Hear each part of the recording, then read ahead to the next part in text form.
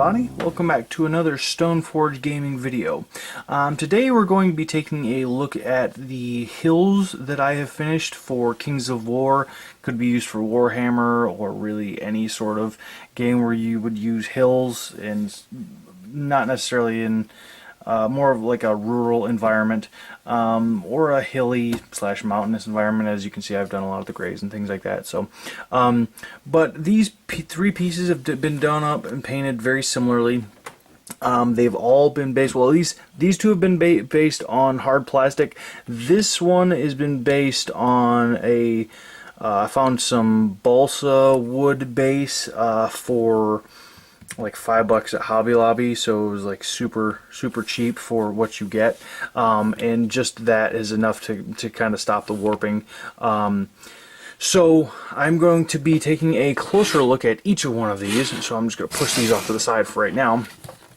So this piece, I kind of just wanted to make something that looked like it's for Kings of War. For any of you who plays Kings of War, in my mind, this is a height 1 hill. Again, you could always justify it as height 2, height whatever, if you want to call it that. But I painted this up in the Borderlands style that you guys are accustomed to, that you've seen with the sort of grays, browns, and then greens kind of done up in some of the different spots. But I really wanted to just make a very rough looking stone hill that looks like maybe there was dirt that kind of had spread off in all these different little spots, and then grass had slowly grown up, because that's really what nature does. Is at the end of the day, nature always reclaims what is its.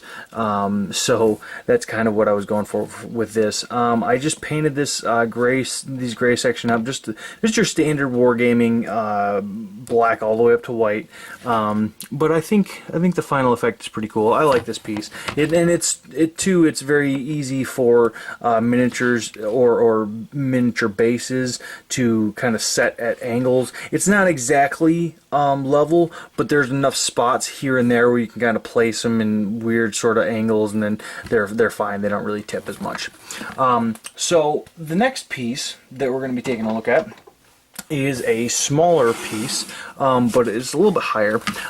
This one is a little bit of an accident. Again, it's a hard plastic base. These are all, by the way, have been just cut right out of styrofoam with either just a hobby knife or a hot wire foam cutter. But then you can see I've kind of plucked out some of these different spots. So here it looks like it's just, you can see it looks like it just kind of crumbled away a little bit. Same over here. Most of these just look like they're kind of crumbling.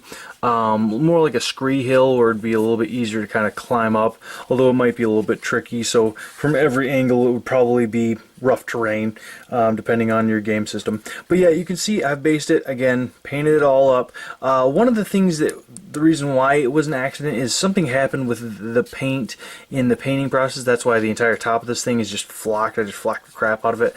This one spot here is coming up a little bit, so I'll have to retouch that up. Anyways, something happened with the paint when I was doing it, and it like got all globby and didn't really paint up right. But I still use it. But it was my first piece for these hill sections.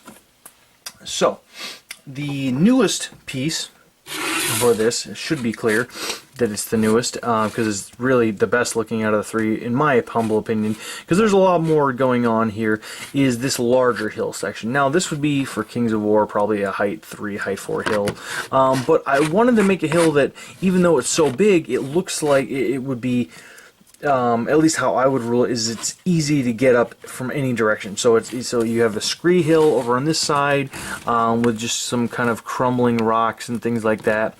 You have over on this side, you have kind of some natural carved steps, not really carved, but just some natural steps. You have some like kind of foliage and plants kind of spotted here and there.